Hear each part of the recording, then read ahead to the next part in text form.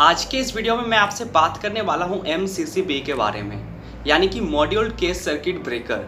मैं आपको बताऊंगा MCCB का जो ट्रिपिंग का फेनोमेना है वो किस तरह से क्रिएट होता है। उसके बाद करंट रेटिंग के बारे में मैं आपको बताऊंगा और साथ ही इस तरह से MCCB काम करती है।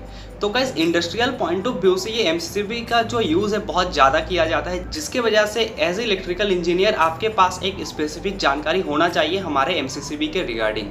तो चलिए गाइस बिना किसी देरी के वीडियो को स्टार्ट करते हैं। सबसे पहले मैं आपको बताता हूँ ये जो MCCB है हमें दो तरह का प्रोटेक्शन देता है। पहला प्रोटेक्शन है शॉर्ट सर्किट प्रोटेक्शन और दूसरा हो गया हमारा ओवरलोड प्रोटेक्शन।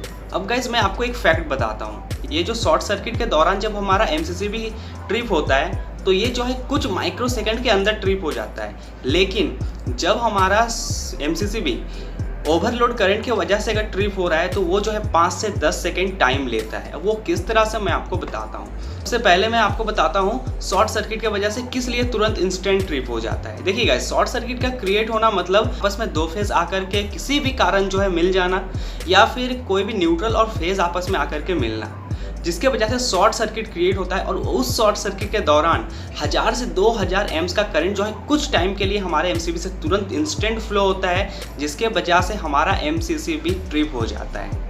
लेकिन अब मैं अगर बात करूं ओवरलोड प्रोटेक्शन के टाइम में किस तरह से MCCB ट्रिप होता है, तो गाइस इस टाइम क्या होता है कि सपोज मान लीजिए कोई 100 एम्स का हमारा MCCB है।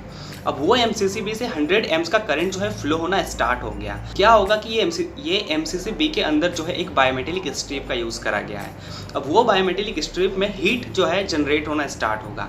अब हीट जनरेट होते होते क्या होगा कि हमारा ये जो बायोमेटेलिक स्ट्रिप है ये जो है एक तरफ बैंड होना स्टार्ट हो जाएगा, और एक तरफ बैंड होते होते वो ट्रिपिंग नोब पे जाके अटैक करेगा, और उसके बाद हमारा MCCB जो है ट्रिप हो जाएगा, जिसके वजह से ये 5 से 10 सेकंड का जो है टाइम लेता है, और उसके बाद हमारा MCCB ट्रिप होता है। मैं आपको एक मेजर डिफरेंस बताता हूँ MCCB और MCCB के बारे में, जो आपको बहुत ज़्यादा क्लियरिटी आपके पास होगा MCCB के रिगार्डिंग। ये जो MCB होते हैं ना, सपोज मान लीजिए 63 एम्स का MCB है, तो जब तक 63 एम्स का करंट फ्लो नहीं होगा ना तब तक वो ट्रिप नहीं होगा। लेकिन ये जो हमारा MCCB होता है इसमें करंट रेगुलेटिंग का एक ऑप्शन रहता है। सपोज मान लीजिए 100 एम्स का कोई MCCB है, तो ये 100 एम्स का MCCB में जो है ना आप करंट को रेगुलेट कर सकते हो, यानी कि करंट का जो रेटिंग है उसे आप कम भी कर सकते हो और बढ़ा भी सकते हो।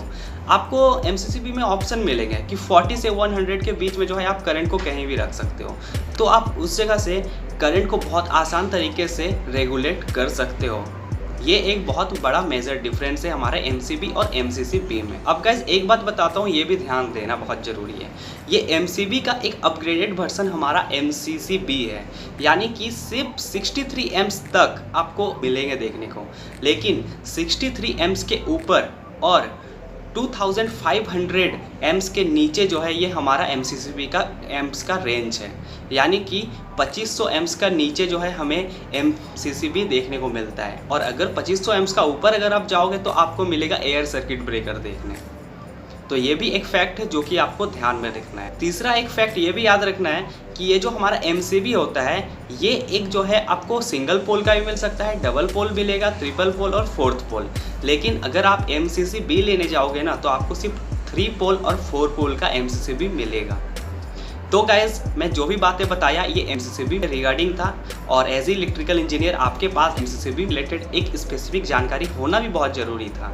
तो गाइज वीडियो कैसा लगा प्लीज़ कमेंट सेक्शन में बताइएगा। चैनल पर अगर नए तो प्लीज़ चैनल को सब्सक्राइब करिए और अपने दोस्तों के साथ जरूर शेयर करिए गाइज, कि उन्हें पता चल सके इलेक्ट्रिकल इंजीनियरिंग से रिलेटेड कौन कौन से ऐसे मोस्ट इंपॉर्टेंट फैक्ट्स हैं। तो गाइज मिलते हैं नेक्स्ट वीडियो में, तब तक अपना ध्यान रखिए।